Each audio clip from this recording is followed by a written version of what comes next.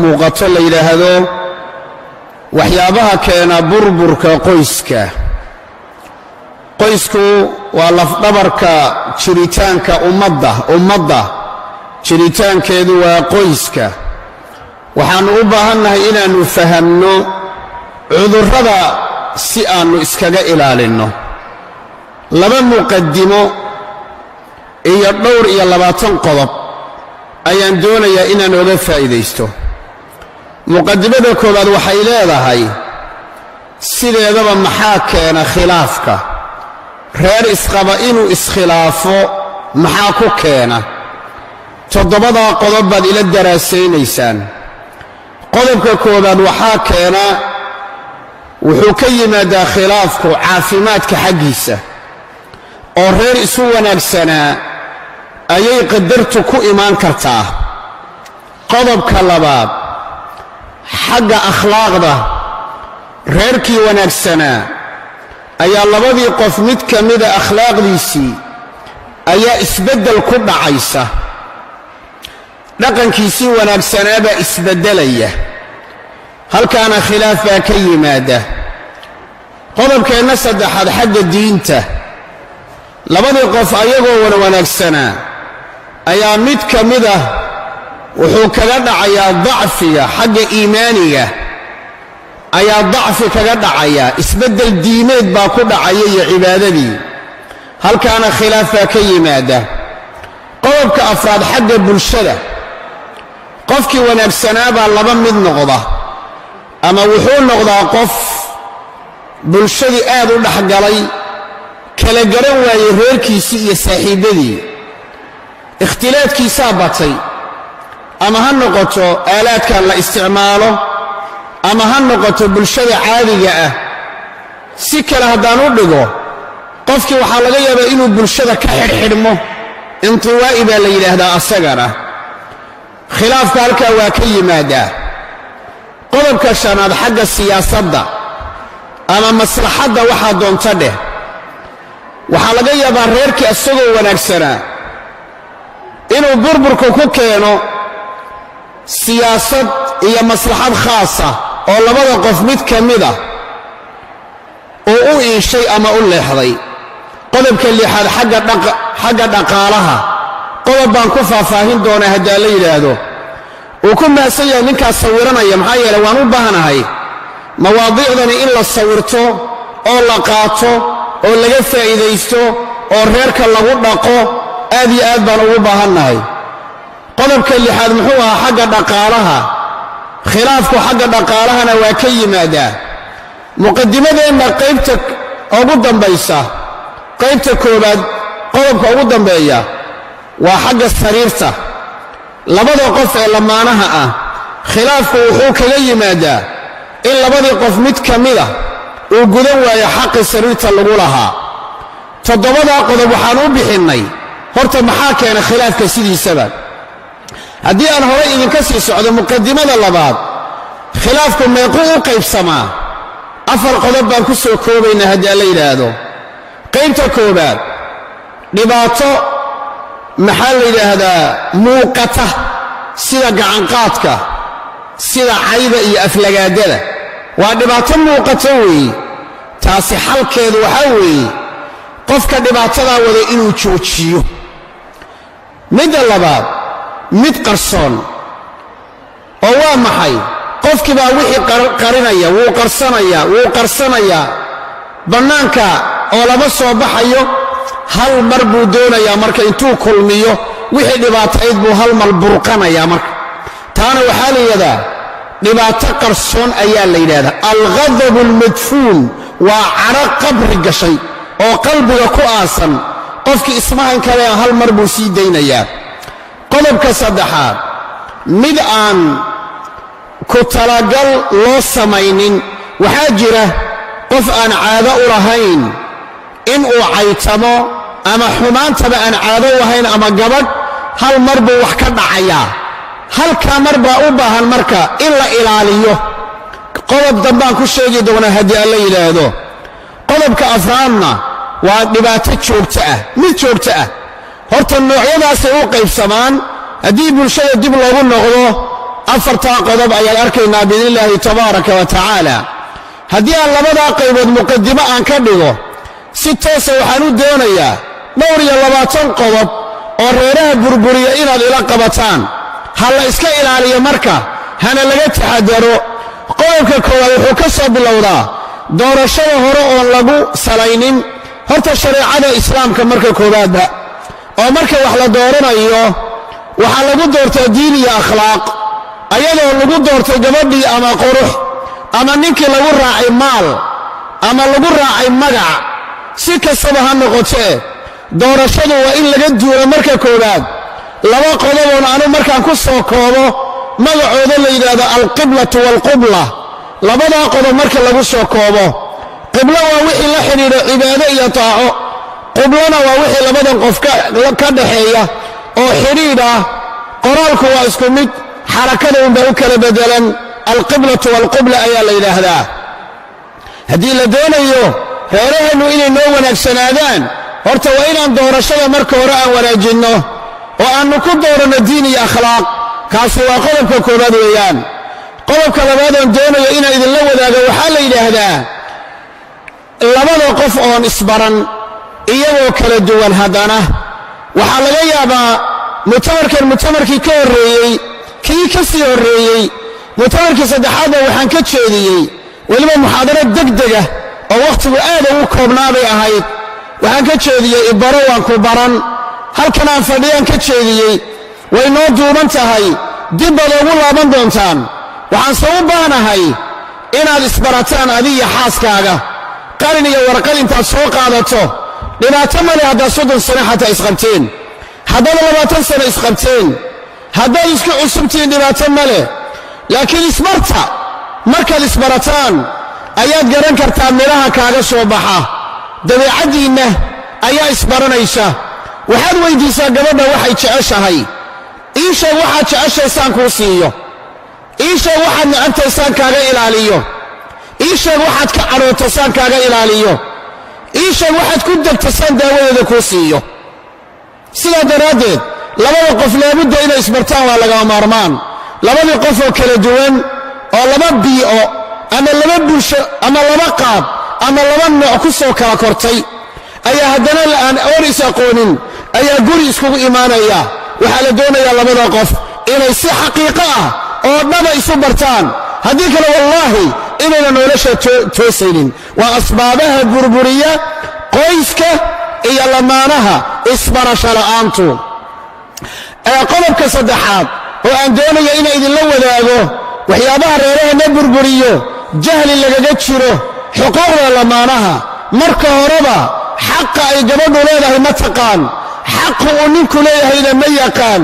haddaan xuquuqdii la kala aqoon waxaa dhacaysa dee in laysku dhaco.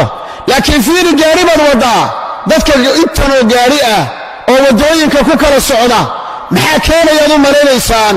baabuur walba inuu waddadiisa haysto. ninkan darawalka ah rukhsada wuxuu ku soo qaatay, imtixaan buu ku soo qaatay.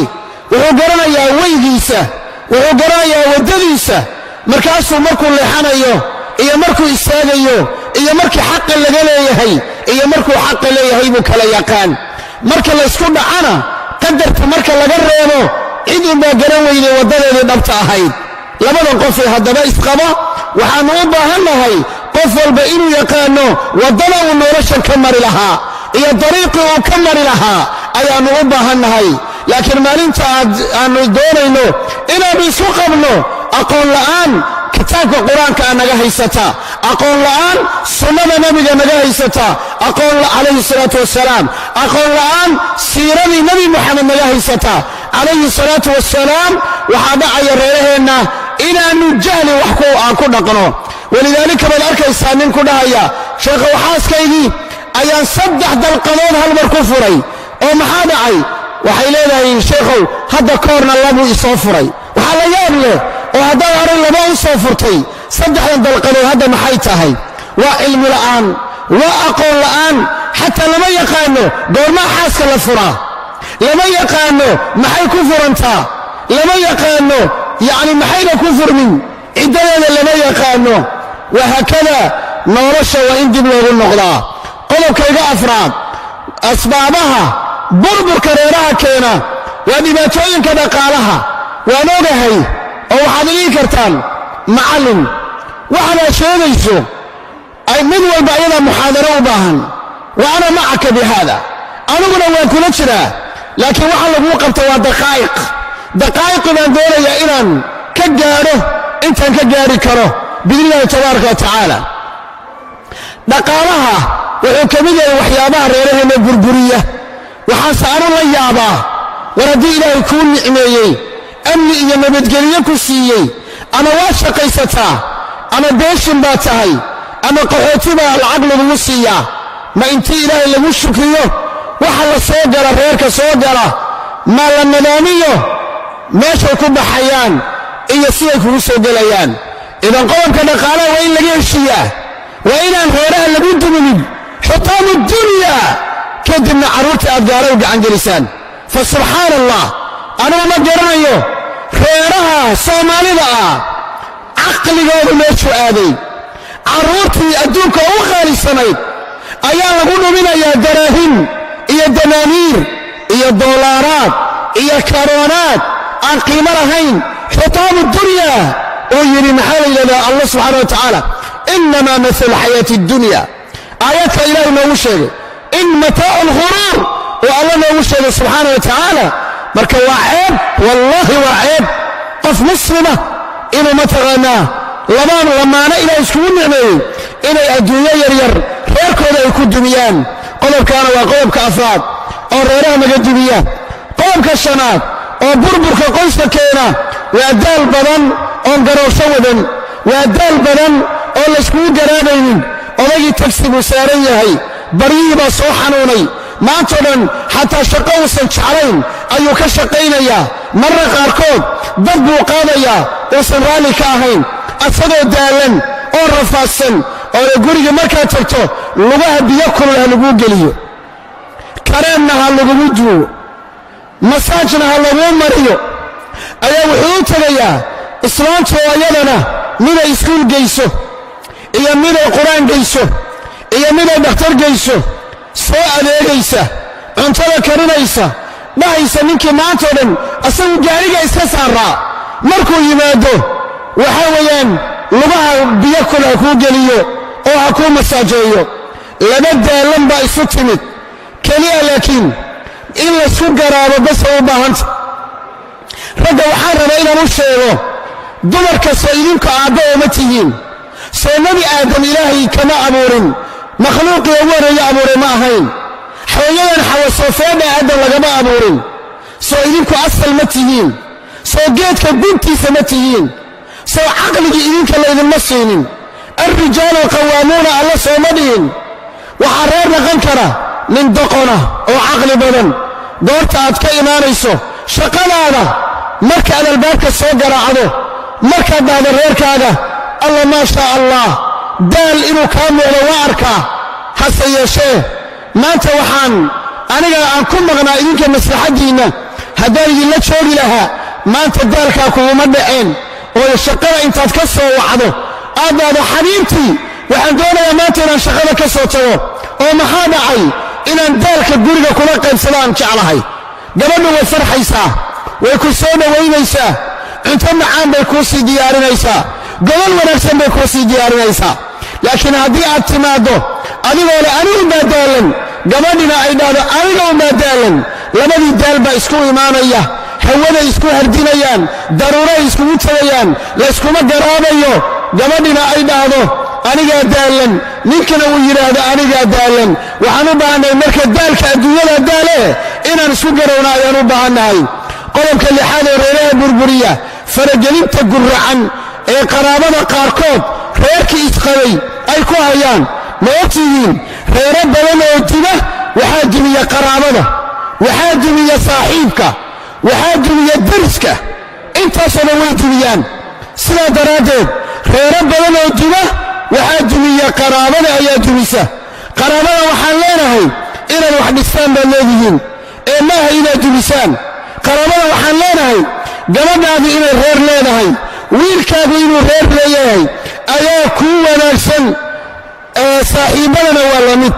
reero badan baa ku duma fas'al bihi khabiira dadka arrintaa u dhunduleela ee culummada iyo odayaasha akhyaarta weydiiya qodobkaana waa qodobka 6aad qodobka 7aad oo reeraha adduunya waxaa ka mid ah saaxiibka xaasidka ah een doonaynin in lamaanuhu guulaysaan maxaa dhaca mararka qaarkood cudurka xaasidka la yidhahdo waa jiraa reero badan baana ku dima waxaa jiraa markii la soo ma ogdiina sidaan in badan ba tilmaamay aan ku soo celiyo shayga markii la soo celceliyo faham dheeraada baa laga qaataa kii horay u maqlay wuu ku sii baraarugaa kii ay ku cusub tahayna darsi cusub bay u noqotaa waxaan idhi hadda ka hor wadarta waddammadan hawadeedu hawada waddankaa ma fiicno elarjig badan baa dad qaadeen dad baa boorka iyo busta dad baa caanaha iyo dhirta dad baa roogga iyo godasha ka qaada soo sidaas ma aha sida ay dadka noocaasihi ay alarjiga ugu qabaan waxaa jira dad sidoo kale xasaasi ku qaba dadka warwanaagsan labada isqabtee isla socota labada qabtee isku faraxsan labada isqabtee isku faraxsan labada isqabtee isku qoslaysa labada isqabta wahaakada ayaa maxaa la yidhahdaa dad baan ku faraxsanayn nacam dad baan ku faraxsanayn oo dadku way iskhilaafeene ayagu maxay isula socdaan sidaa daraaddeed ayaa intii gabadhii guriga loogu tago ayaa laga yaabaa in la yidhahdo heblaayo oo daahani soo daahii sanadka hore kuu xidhnaa ma aha waxaa la doonayaa in la abuuro khalkhal waxaa la doonayaa in la abuuro maxaa la yidhahda khilaaf in la abuuro ayaa la doonayaa qodobkaasna waa qodob aad iyo aad runtii muhuuna qodobka 8aad wax yar oo balaayo iyo baas laga dhigo tusaalaha 3 qabsada hooya koob caanaa ii keen tusaalaha 2 qabsada xabiibi caano iyo rooti noo soo qabo qodobka 3aad qabso qaba lama karin miyaa maanta 3daas idiin sharxayaa waxaa laga wadaa wax yar oo balaayo iyo baas laga dhigo tusaalaha 1aad ii qabsada hooya koob caanaa ii keen waxaa suuraysataa wiilkaagii ama gabadhaadii ayaad u dirsatay jikada waxaad tidhi hooya galaas caanaa ii keen ilmihii oo caanihii kuu wada ayaa lugtaa wax u galeen kadibna caanihii baa daatay waxaan rajaynayaa qodobkan aan sharxayo si gooniya in la ii dhegaysto si gooniya in la ii maqlo si gooniya in lagu baraarugo limaada aqoontayda iyo khibradaydu waa meelaha ugu badanee reeruhu ay ka dumaan dhagaha fura qalbigana fura hooya galaas caanaa ii keen galaaskii caanaha markii uu keenay ayaa caanihii baa roogga ku taatay anigaa dhibaato abuuri kara anigaa wax yar balaayo iyo baas ka dhigi kara anigaana beer janno ah ka dhigi kara anigaa caqiide ka dhigi kara anigaa tawxiid ka dhigi kara anigaa fiqe iyo kalsooni ka dhigi kara tafsiilkanna waa tan qodobka waan ku istaagaya ilaa 3 daqiiqo ilaa 5 daqiiqaan tusaale ku istaagaya waxaan doonayaa inaan dhaho hooyadii baa waxay ka dhigi kartaa balaayo in kaan allaha kugu rido bal waxaan fiiri bal rooggan hadda yaa dhaqaya ma indhahaad laadahay wixii aabbahabaa sida ahaa anigii wax kuu dirsaday baa marka horeba kaa gardarnaa mar dambe waxba kuuma dirsanayo rooggan caanaha ku daatay baa la eegayaa anaa balaayo ka dhigi kara anaana beer jannaa iyo tawxiid iyo caqiide ka dhigi kara ilmihii sas baad ku riday kalsoonidii baad ka dhumisay mar dambe ma aqbalayo inuu ilmihii kuu soo adeego galaaska ka dhacana wuxuu isleeyahay haddaa lagugu qaylayaa laakiin beer janno aan ka dhigayaa fiiriya waxaan leeyahay hooya adiga ma waxbaa ku gaadhay galaaskii waa jabay rooggiina caanaa ku daatay hooya ma waxbaa ku gaadhay maya hooya adaa wax walba iiga qiimo badan galaaskan aad arkaysaay waxba dhibaataa ma leh hallan waan kuu sheegayaa hooyo galaaskan jabay aad arkayso wakhtigiisibaa dhammaaday anigiiyo adiga laftayadu markii ay geeridu nagu timaaddo sida koobkaa u jabay ayay geeridu noogu imaanaysaa aakharaan ku xidhayaa, caqiidaan ku xidhayaa, tawxiid baan ku xidhayaa. amaa caanaha soo ma aha calaf baan la iigu darin. waxaan rabaa hooya inaan kuu sheego, caanaha aad soo shubtay haddaan calaf ku lahaan lahaa wallaahi waan cabbi lahaa, laakiin anagoo uurka hooyaday ku jira ayaa la ii diiday, laygana xarrimay caanaha inaan cabbo. mid saddexaad baan kugu darayaa, meeqa ayaan caano haysanin ay cabbaan oo fuqara ah oo masaakiinta ah. hadda soo maaha aniga iyo adiga shaqaa noo taalla, rooggaan dhaqaynaa, laakiin ma taqaanaa biyaha aan ku dhaqayno ma taqaanaa? dad baan biyo haysanin oo wallaahi ah, dad baan biyo haysanin. haya haddaan shaqaynaynaa, ilmihii kalsooni baad ku beertay, caanihii daatay, calaf inaynan ahayn baad caqiide ka dhigtay, koobkii jabay, geeridiisii iyo geeridaadii baad ku xidhay. hooyo koob caanaa ii keen. sharaxeedu wataa waa waxyaabaha ugu badan ee reereennu ku dumaan, waa waxaan qiimo lahayn.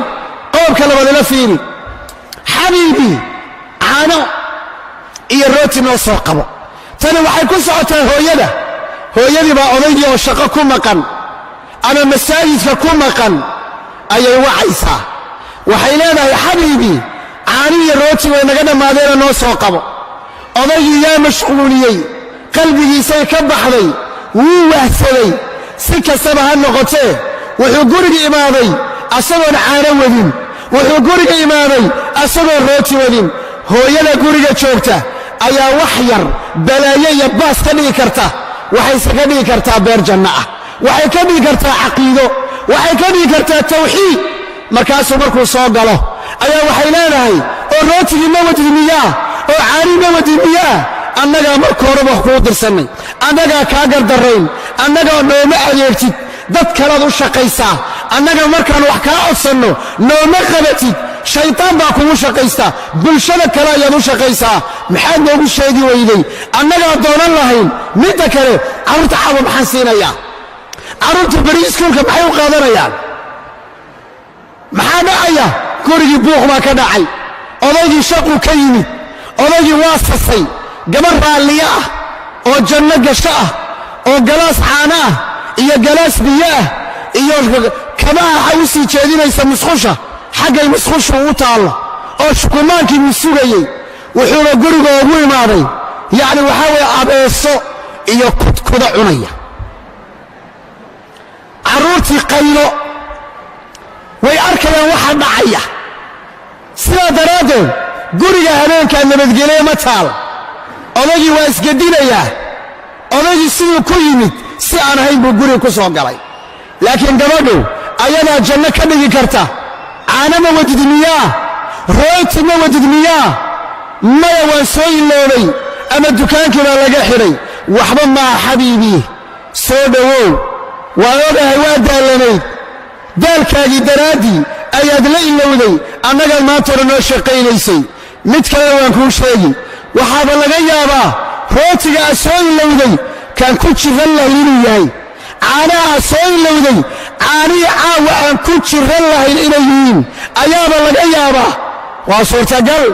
mid kalena waan kuu sheegi, haddii caanaha naloo qori lahayo rootiga, haddee waannu cabbi lahayn, waannu cuni lahayn. mid kalena waan kuu sheegi, in badan baad noo soo gaday, in badan baad caano noo keentay, in badan baad rooti noo keentay. soo fadhiiso. ayadaa ka dhigi karta gabadhu beer janno ah, waxayna dhigi kartaa. mid kalena waan kuu sheegi, meeqaan caawa carruurteennoo kale ah aan rooti haysanin. meeqaa adduunka carruurteennoo kale ah aan caano haysanin. waa farxayaa. roog guudan bay ku soo dhowaynaysaa. waxa yaallaan la siinayaa. ayada laba arrimood mid baa u yaal. anaa xallinaya bay leedahay. bur baa guriga yaalle, haddaan qasayaa. anaa hadda loo samaynaya. maxayba lacag nooga bixi? labo, berri carruurta lacagaan siinaynaa, dhibaato ma leh, ay berri ku gataan, carruurta way ku farxayaan. wax yar oo balaayo iyo baas laga dhigo ayaa guryaheenna dumiya. qodobka saddexaad fiirso, qada ma karin miyaa maanta tanna waxay ku socotaa odayga oo maanta hore soo shaqaynayey oo daalan oo gaajo beerku la balbalayo ayaa gurigii soo galay gabadhii oo fadhiga fadhida oo telefoon ku hadlaysa ayuu soo galay wuu arkaa guriga waxba kama diyaarsano inay guriga cunto macaan lagu kariyey markuu guriga laga soo galaba caraftii baa ka soo kamkamta odayga waa gartay guriga inay wax iska beddeleen su'aal buu weydiiye wuxuu yidhi oo maanta qaya nooma taalaniyaa markaase waxay tidhi maye gabadhii deriskeenna ahayd ayaa maanta aabbaha dhintay xaggaan aaday gabadhii deriskeenna ahayd ayaa guuraysay waan soo caawinayey may wallaahi maanta waan yar daalay oo waayaan cajisay hunaa ayuu odaygu gurigiisa ka dhigi karaa maxay jaxiime iyo naar oo nicmadii alle uu ku kufrinayaa oo uu ka bilaabi karaa horta gurigan gaajada ah baan nacay yaa hadda waa maanta ogow aniga gurigan gaajada socota ah baan nacay maxaad noogu sheegi weyday maqaaxiyaanu ka soo qadayn lahayn ragga aniga ila da'da ah ee anaga aan soo shaqayno maalin walba reerkooda qadaa looga kariyaa halkaas wada hadda idinku wax carrada ka badan ayuu ninkii halkaa ka sii wadaya markaasaa gurigii buuq iyo qaylo ayuu noqonayaa laakiin asagaa beer janna'a ka dhigi kara oo dhihi kara maanta qayama taalaniyaa maya dhib ma leh qayadaan shalay cunay macaankeedii ayaana weli iga dhadhamays maxaa yeelay shalay saacaddan oo kale wixii hilib iyo kalluun iyo qudaar yaallay ayaan weli wallaahi xusuustaa waan ogahay inaadan idayacaynin waanse ogahay inaad ii roon tahay bini aadan baa tahay mid kaloo ka fiican baan kuu sheegi anaaba jikada loo gelaya maanta iskaba fadhiisaba subxaana allah reeraheenna waxa burburiya waa wax yar oo balaayo iyo buuq laga dhigo ayaa burburiya qodobkaasi waa muhiim qodobka sagaalaad masayrka dilaaga ah masayrku waa laba nooc masayrka ragga ku dhaca waa cudur masayrka dumarka ku dhacana waa jacayl dumarka masayrka ku dhaca waa jacayl inaan ninka lala qaybsanin bay rabtaa laakiin jacaylka ragga ku dhaca waxa weeyaan waa cudur meesha yaa maray meesha yaa marayey ayay raggu in badan ka masayraan laakiin masayrku sidiisaba waxbuu dumiyaa masayrka waa in la yareeyaa midka sharcigu ogol yahay haa xumaanta waa laga masayrayaa laakiin masayrka dilaaga ah ee digsiga la karkarinayo ee saliidda lagu shubayo masayrka dilaaga ah ee reerka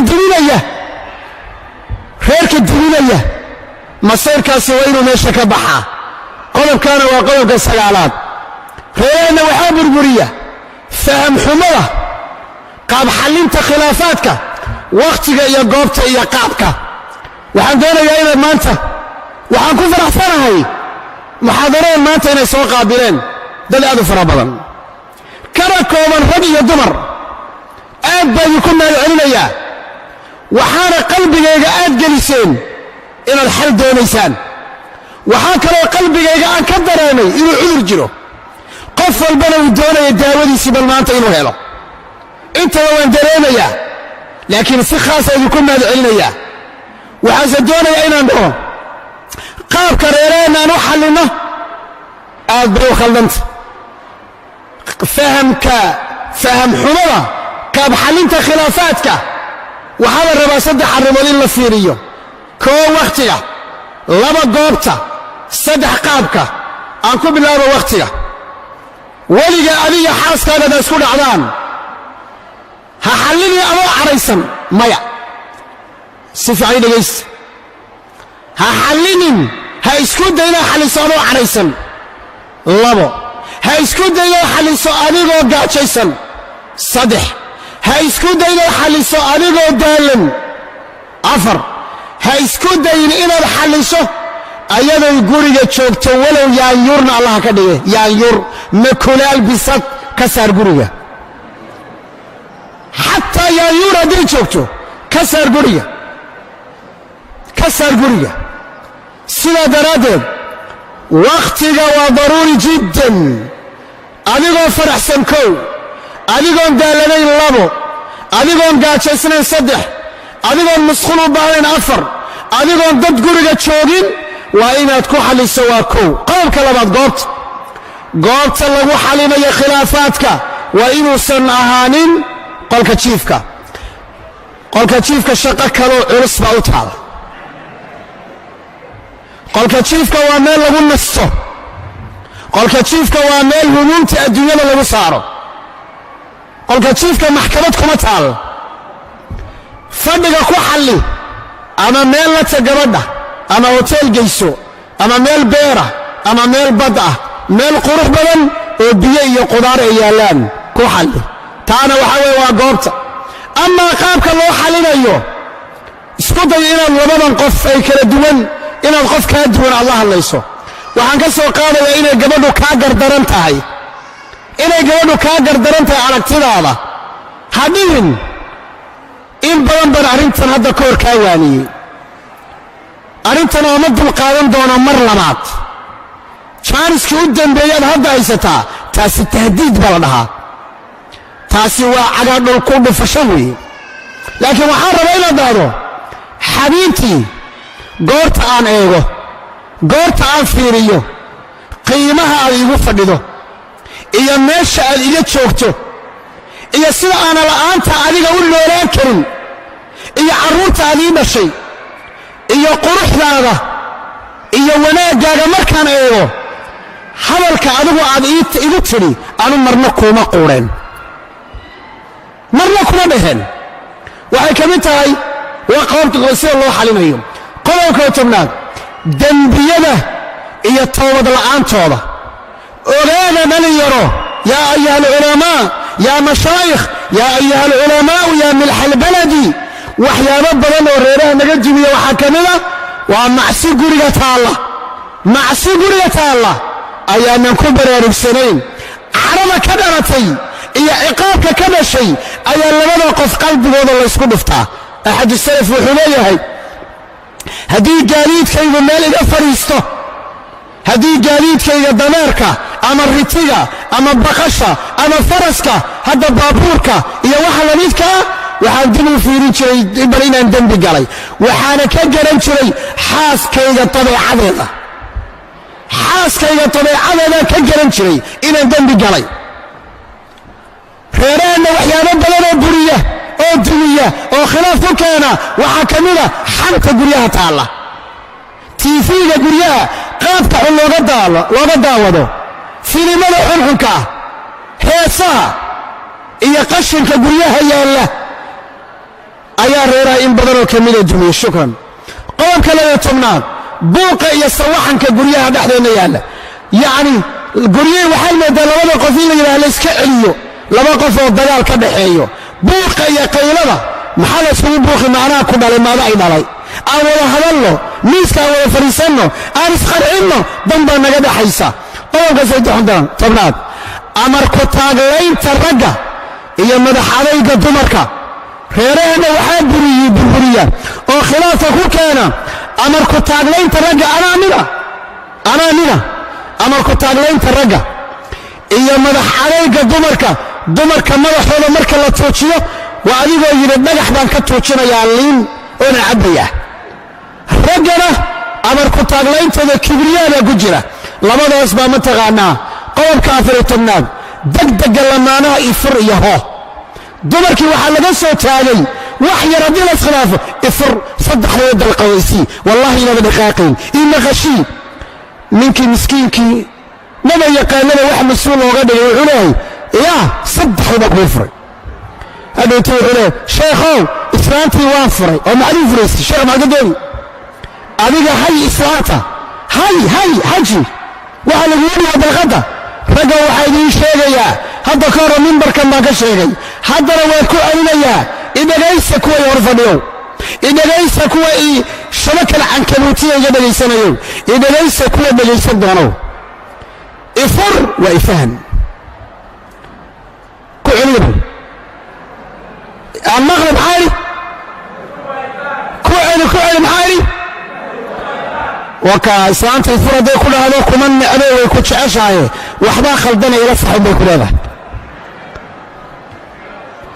قوم كالشرية تبلاد إسحاق رد لما أنها محات هيت منين بالسمودي مناك في عن بالسمودي وان كو خساري وان كاتغيا ومحي وان كو سو قلدمي وحقرت لبدا قف معها maxay soo xaqiraysaan maxay soo yasaysaan qodobka lixda tobnaad shakka ka dhasha ashabaka alcankabuutiya snapchat khatar reero badan buu burburiyey facebook reero badan buu burburiyey reero badan buu ku tagay adduunka balaayo ka soo baxda sharteeday wadataa haboodina facebook tiyaaradu dad bay laysaa